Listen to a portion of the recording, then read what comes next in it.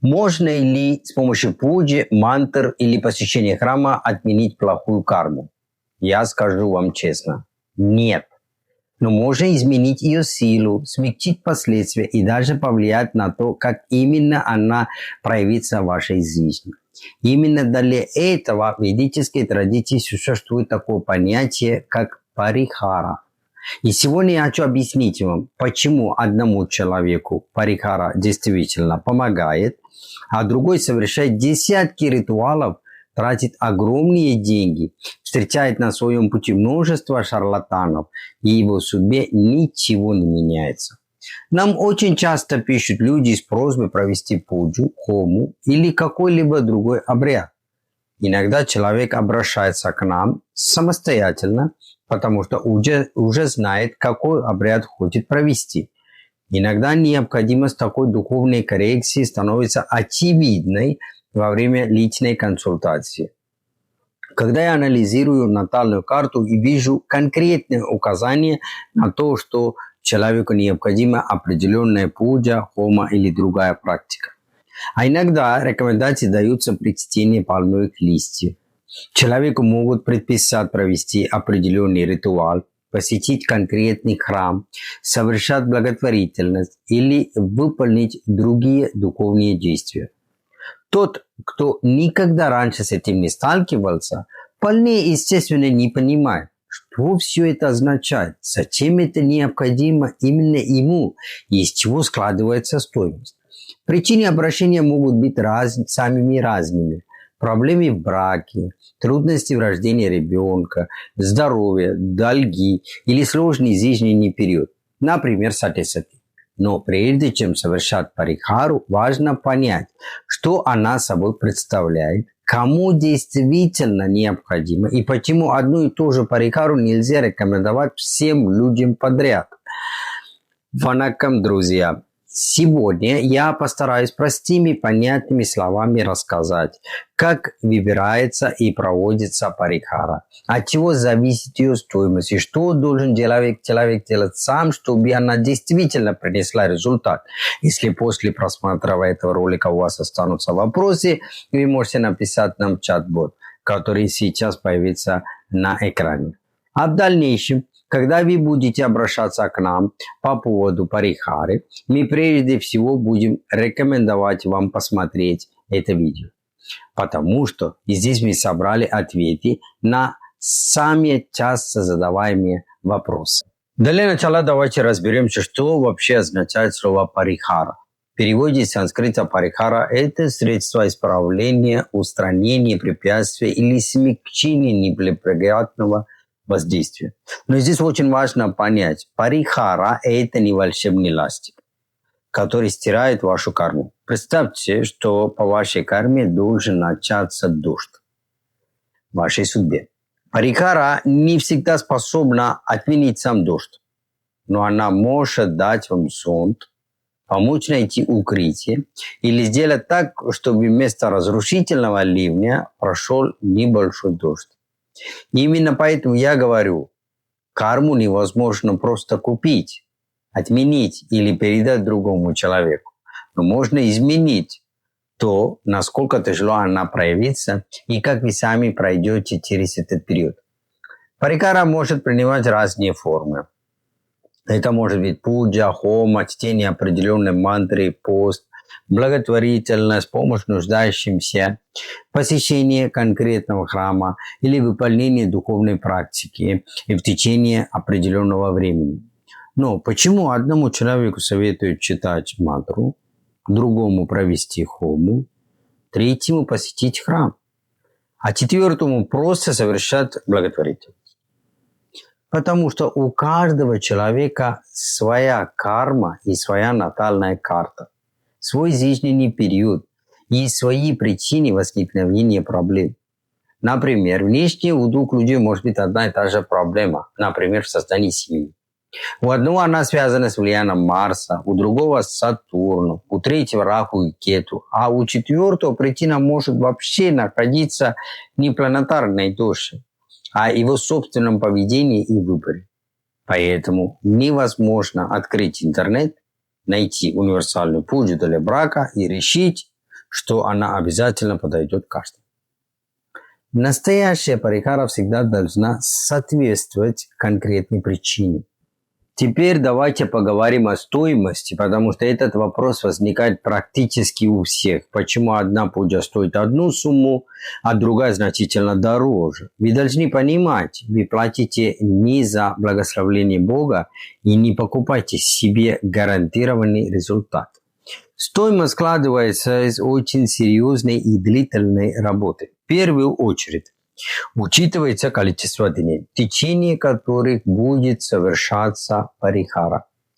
Максимальный полный цикл может составлять 48 дней. Это число связано с основными элементами ведической астрологии.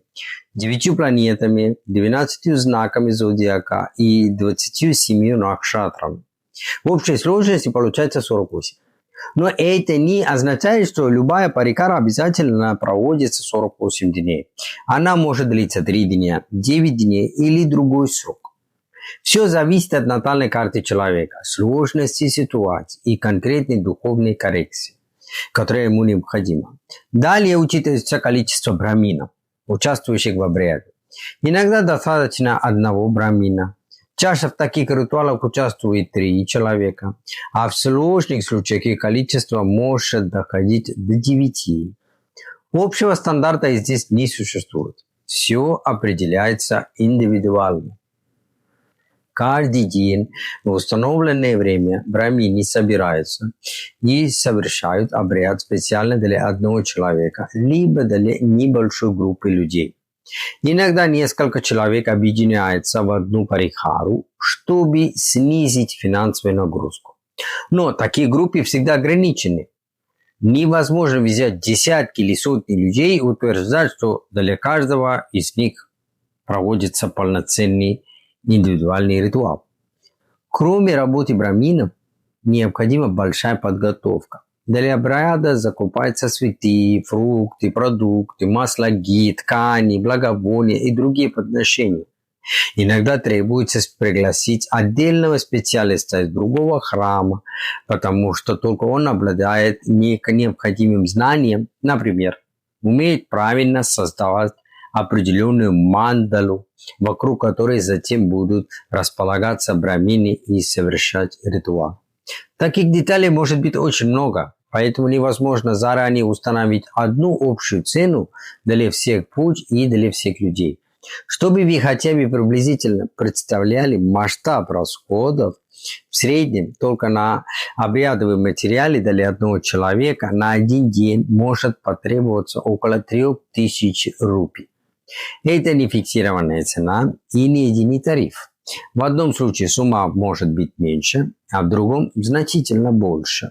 Но это еще не все. Отдельно выплачивается дакшина.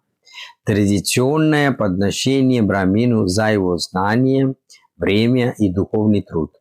Дакшина – это не покупка благословения. В ведической традиции это обязанность человека, для которого совершается обряд. И здесь я хочу объяснить очень важную вещь. Вы знаете, что я тоже родился в семье браминов, обучался в ведической школе, прошел посвящение, но брамин брахману рознь. Есть брамины, которые и сегодня продолжают жить практически так же, как жили представители этой традиции сотни и тысячи лет тому назад. Их основная задача – это изучение вед, проведение обрядов и сохранение духовного знания. С самого детства они поступают в ведическую школу Гурукулу. Некоторые из них вообще не получают обычного светского образования, привычным для нас пониманию. В Гурукуле их обучают грамоте, письму, священным текстам, произношению мантр и правилам проведения обрядов. После многих лет обучения ученика постепенно допускают к практике. Сначала он помогает старшим, затем начинает участвовать в пуджах, хомах, свадьбах, на похоронных и других семейных обрядах. Позже мы обязательно снимем отдельный ролик о ведических школах и покажем, как устроена эта жизнь изнутри. Но сейчас важно понять главное. Такой брамин, осознанно принимает аскезу на всю жизнь.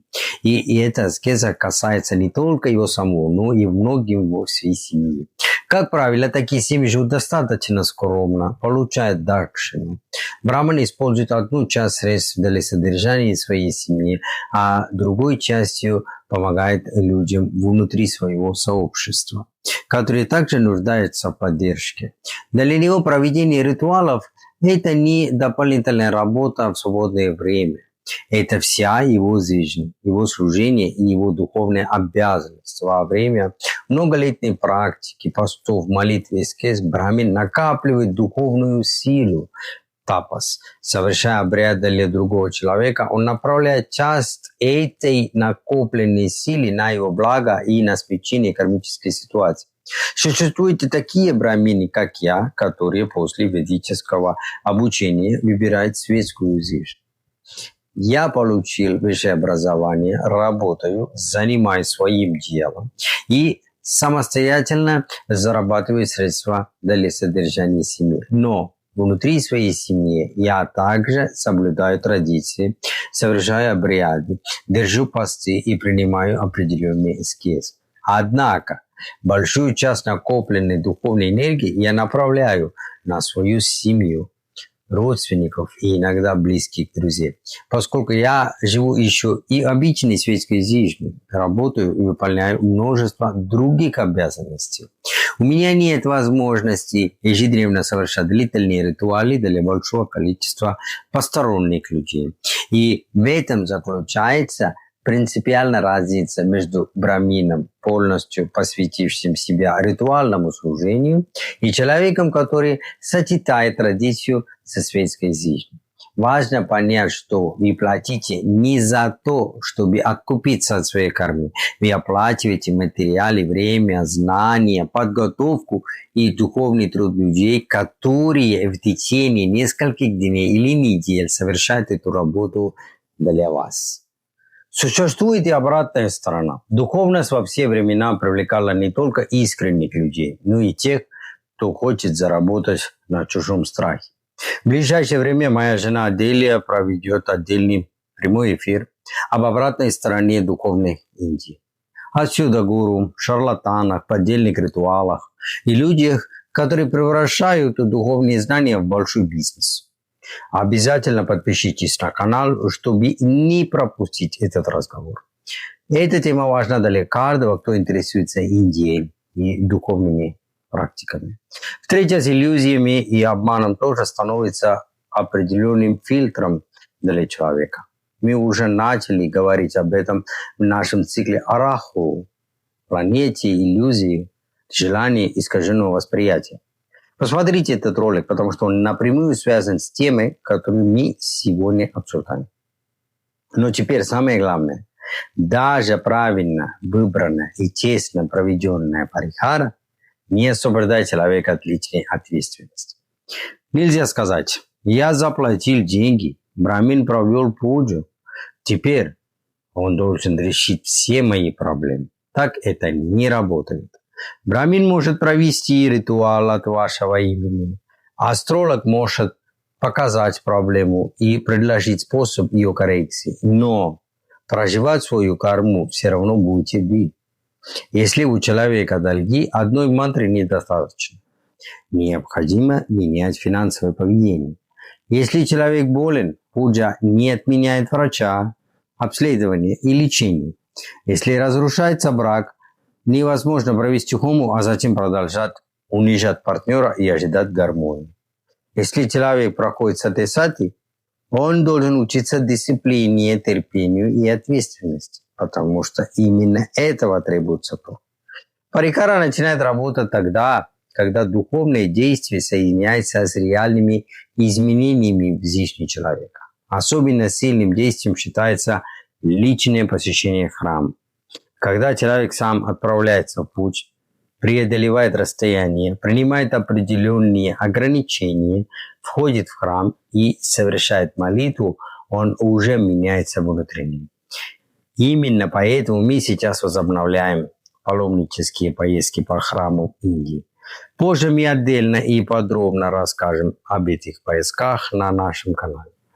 А сейчас я хочу, чтобы вы запомнили главное. Парихара– это не покупка хорошей судьбы. Это духовный инструмент. Если вы хотите понять, нужно ли парихара именно вам, вы можете обратиться к нам через чат-бот. Там можно получить информацию о консультации по натальной карте, чтении пальмовых листьев и других наших направлений. А в следующих выпусках мы отдельно разберем парихари для брака, рождение ребенка, здоровье, освобождение от долгов и прохождение сложных астрологических периодов. Подписывайтесь на канал и включайте уведомления, чтобы не пропустить продолжение. И помните, ни один ритуал не освобождает человека от кармы. До скорой встречи.